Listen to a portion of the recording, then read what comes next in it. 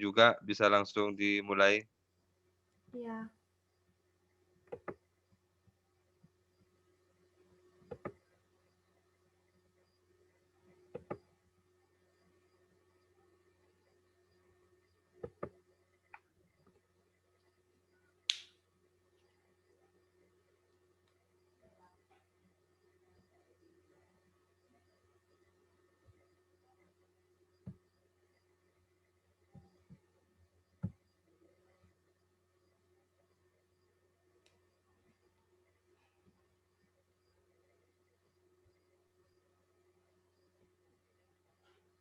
Mbak Via, silakan moderatornya.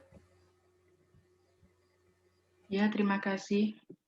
Assalamualaikum warahmatullahi wabarakatuh. Kami dari kelompok 7 akan mempresentasikan dan juga menjelaskan hasil kerja kelompok kami yang berjudul New Public Management. Saya Tri Oktaviana dan teman saya Daimatul Munawaroh, Dini Muazzaroh, dan Lutfiana Wati.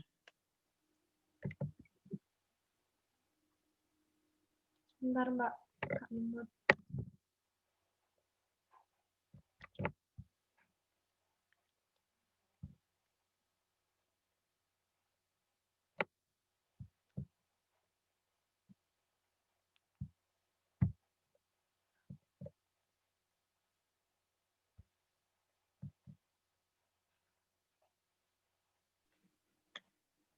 Di sini kami akan menjelaskan tentang pengertian latar belakang, tujuan, aspek paradigma, pergeseran prinsip, serta kesimpulan dari New Public Management. Selanjutnya akan dilanjutkan dengan Lutfi untuk pembacaan materi.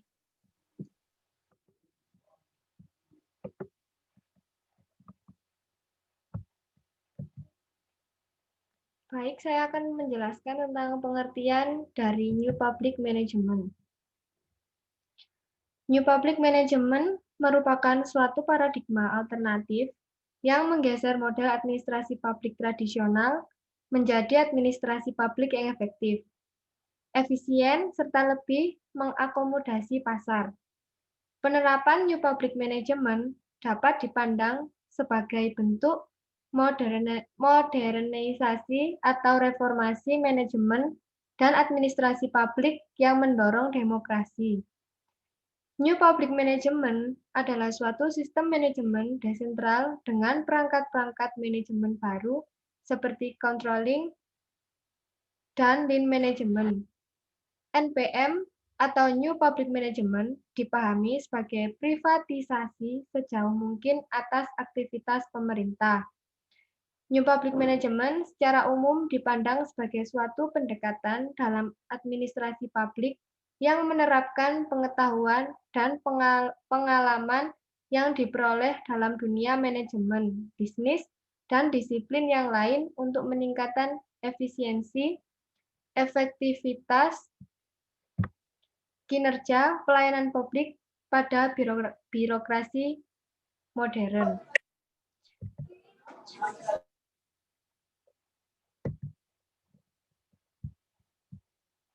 Untuk yang selanjutnya akan dijelaskan oleh Mbak Tri Oktaviana.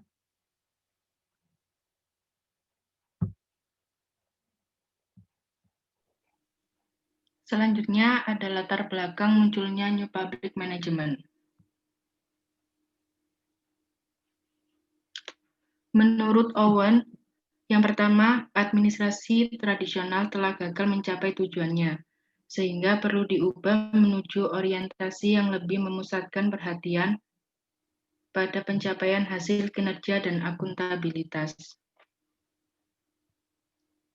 Yang kedua, adanya dorongan untuk mengganti tipe birokrasi.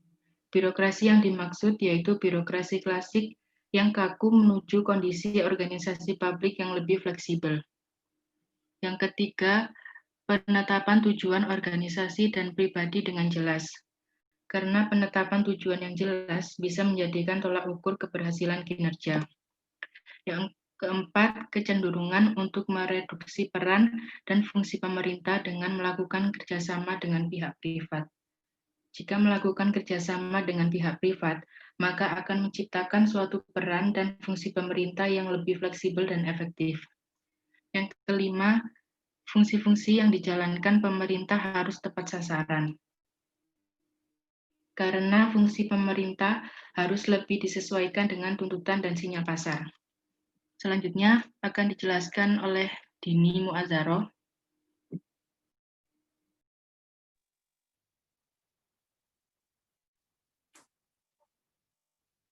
Tujuan New Public Management.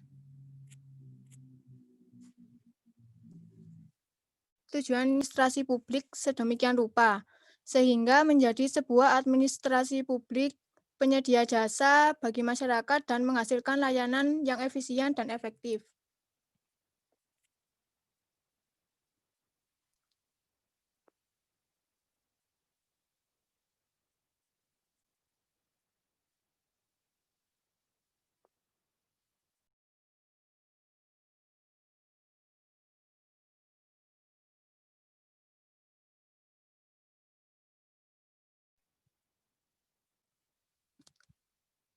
Selanjutnya, paradigma New Public Management.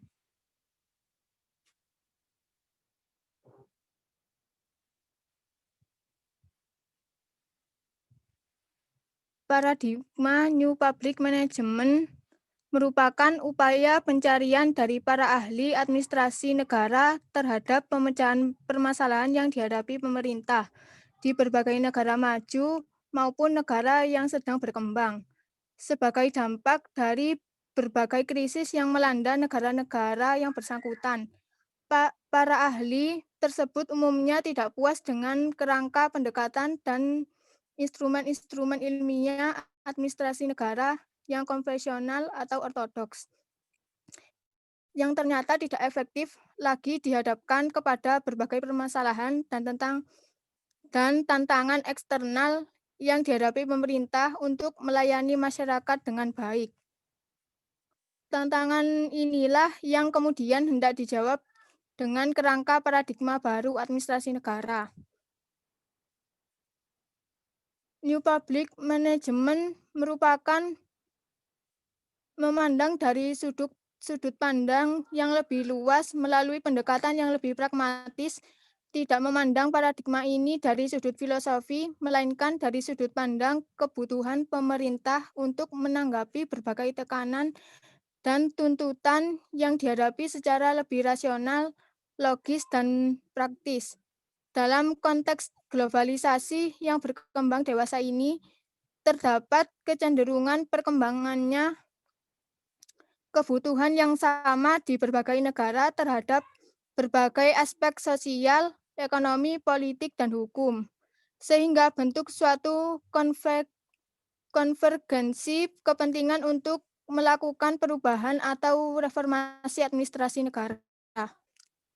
Menurut Hood, yaitu satu, adanya standar kinerja dan ukuran kinerja. Yang kedua, manajemen profesional di sektor publik. Tiga, pengadopsian gaya manajemen di sektor bisnis ke sektor publik.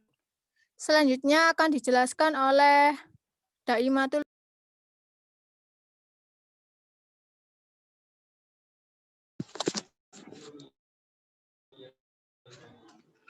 Pergeseran prinsip dari birokrasi lama menuju New Public Management. Osborne dan Gabler menyimpulkan bahwa NPM adalah usaha memasukkan nilai-nilai wirausaha dan memperlakukannya di dalam lingkungan birokrasi publik. Mereka menyebut setidaknya ada 10 nilai yang seharusnya dapat mengganti nilai birokrasi lama. Yaitu yang pertama, pemerintah dibentuk pada prinsip lama, pemerintah dibentuk melayani masyarakat. Sementara pada prinsip baru, pemerintah milik masyarakat. Kedua, berorientasi memenuhi kebutuhan birokrasi. Sementara pada prinsip baru, pemerintah berorientasi memenuhi kebutuhan pelanggan. Selanjutnya yang ketiga, pemerintah digerakkan oleh peraturan pada prinsip lama, sementara pada prinsip baru pemerintah digerakkan oleh misi. Next.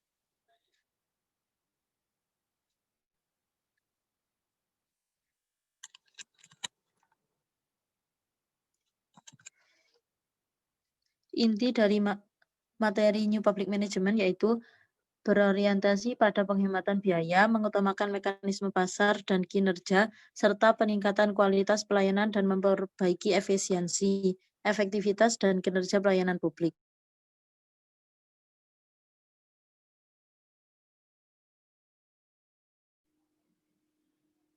Sekian presentasi dari kelompok kami tentang New Public Management.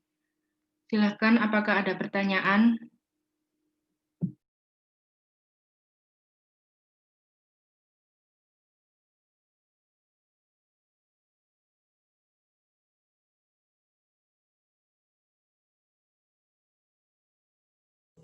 Saya izin bertanya, Mbak.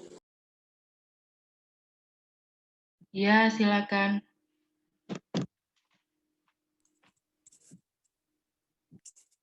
Tadi kan dikatakan bahwa New Public Management itu merupakan manajemen tradisional yang diubah ke manajemen modern, sehingga dapat terciptakan manajemen yang efisien dan efektif. Nah, contoh dari manajemen yang efisien dan efektif yang diterapkan pada New Public Management itu seperti apa ya? Terima kasih. Apa bisa dipahami? Bisa dipahami. Terima kasih. Apakah ada pertanyaan yang lain?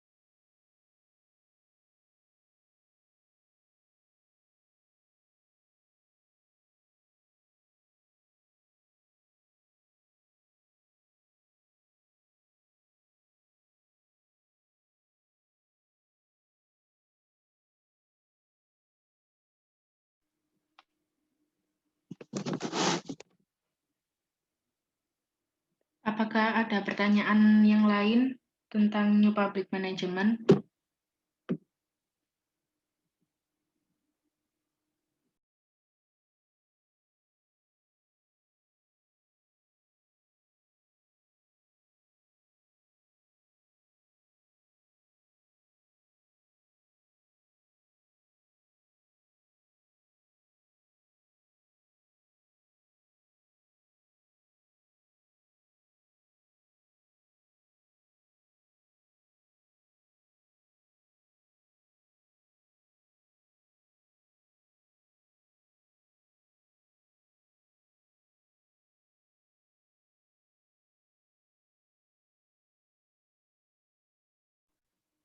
Iya, Mbak, silakan.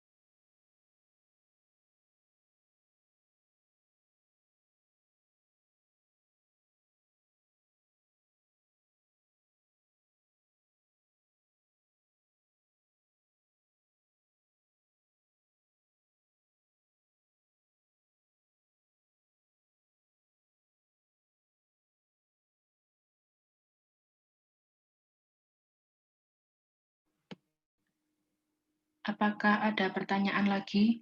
Kurang satu pertanyaan.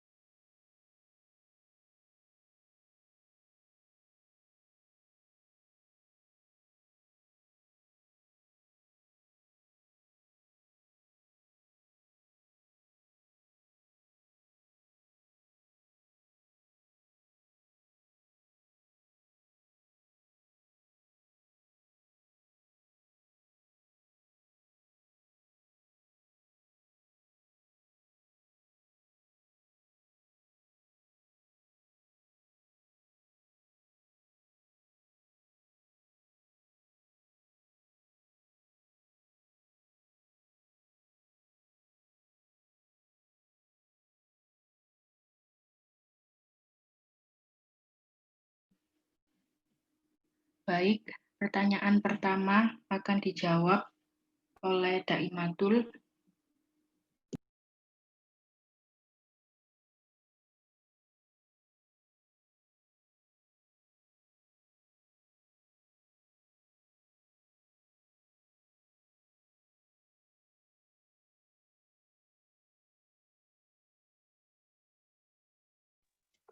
Tadi pertanyaannya adalah contoh manajemen yang efektif yang diterapkan pada NPM ya, Mbak. Siapa tadi?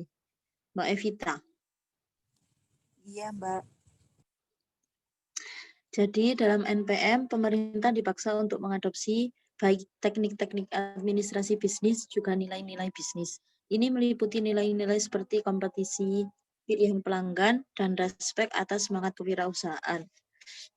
Sejak tahun 1990-an, reformasi di sektor publik menghendaki keunggulan-keunggulan yang ada di sektor swasta dan diadopsi dalam prinsip-prinsip manajemen sektor publik.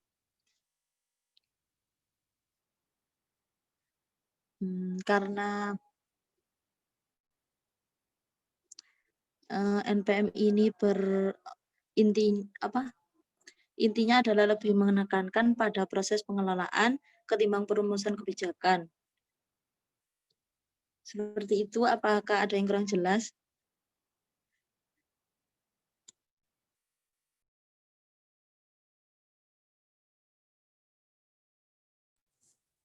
Jadi contoh yang dari tradisional ke modernnya itu contohnya seperti apa, Mbak?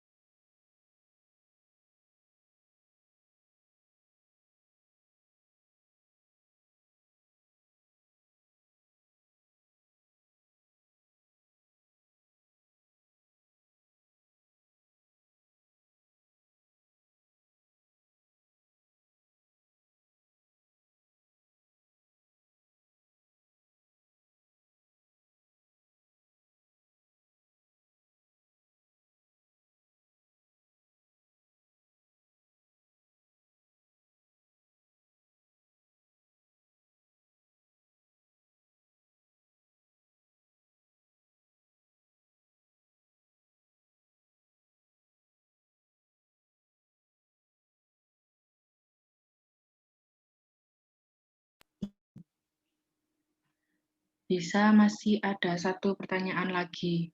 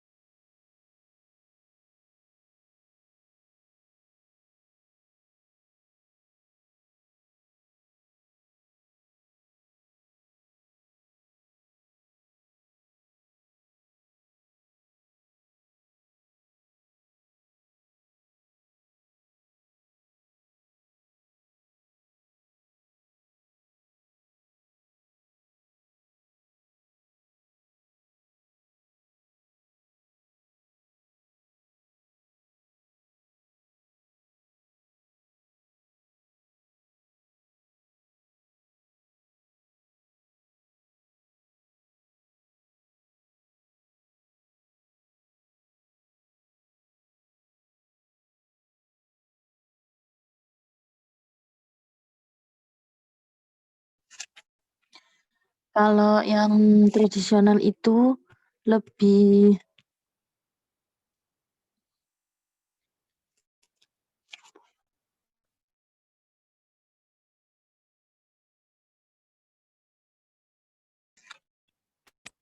di sini digambarkan seperti para bawahan yang bekerja hanya untuk mendapatkan upah dari pekerjaan tersebut untuk memenuhi kepuasan mereka, sehingga upah menjadi tujuan utama daripada apa yang dikerjakan.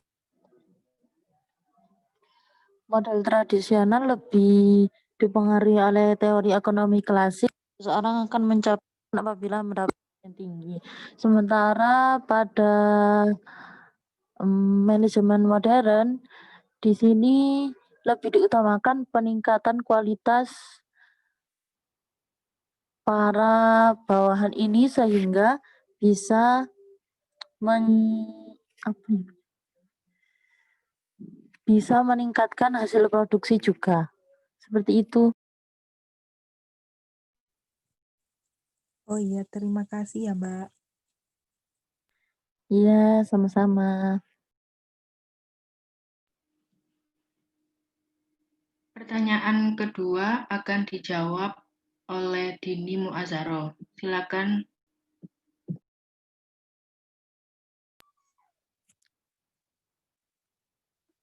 Baik, menurut saya pemerintah bisa menggunakan mekanisme pasar untuk memberikan kepada warga negara atau pelanggan alternatif yang luas untuk memilih bentuk dan macam pelayanan publik.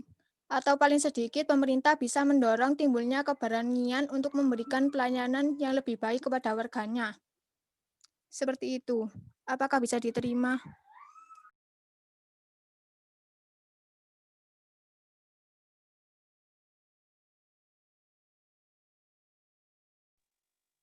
bentuk mekanismenya itu seperti apa ya, Kak?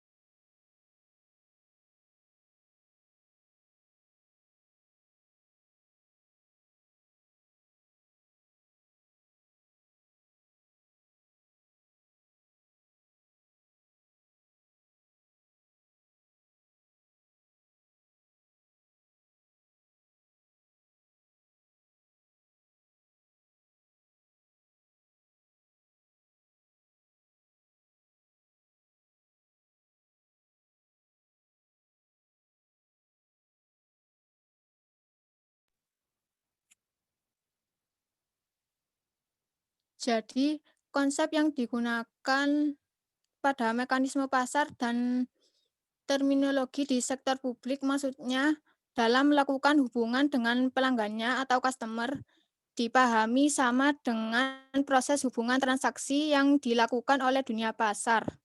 Dengan mentransformasikan kinerja pasar seperti ini, maka dengan kata lain akan mengganti atau mereform kebiasaan kinerja sektor publik dari tradisi berdasarkan aturan dan proses yang menggantungkan pada otoritas pejabat menjadi orientasi pasar dan dipacu untuk berkompetisi sehat. Seperti itu. Baik, Kakak, bisa dipahami. Terima kasih atas jawabannya.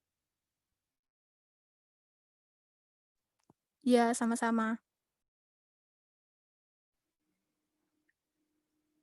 Apakah ada pertanyaan lagi dari Mbak Siti Nur?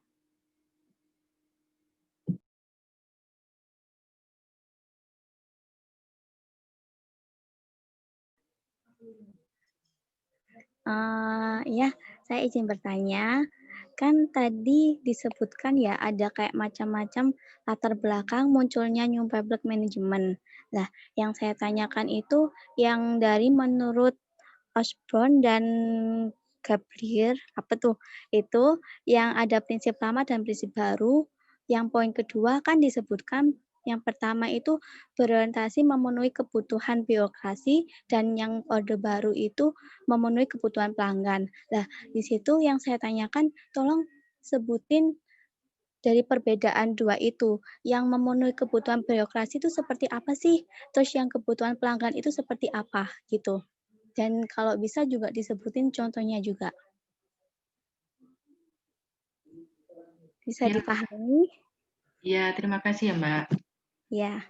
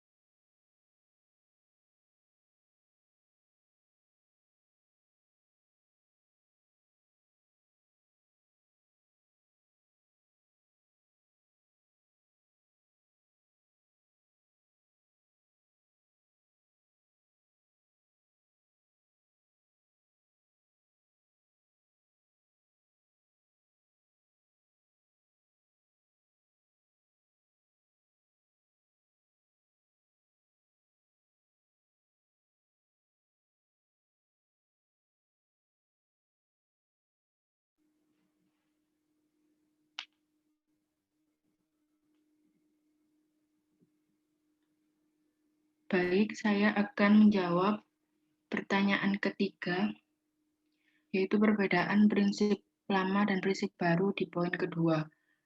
Yang prinsip lama berorientasi memenuhi kebutuhan birokrasi. Artinya, pemerintah itu lebih berkuasa atau lebih otoriter daripada masyarakat. Jadi tidak mementingkan masyarakat.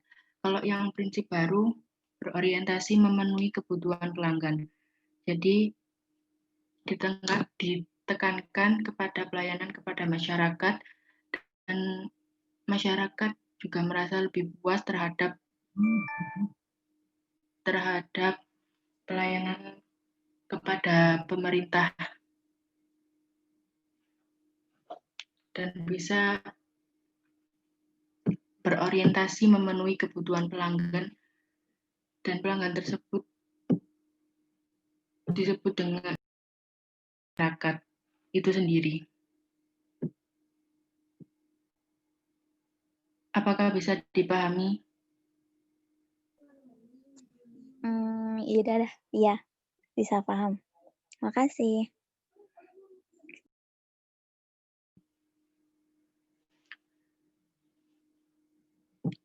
Sekian presentasi dari kelompok 7.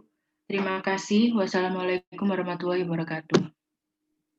Waalaikumsalam warahmatullahi wabarakatuh.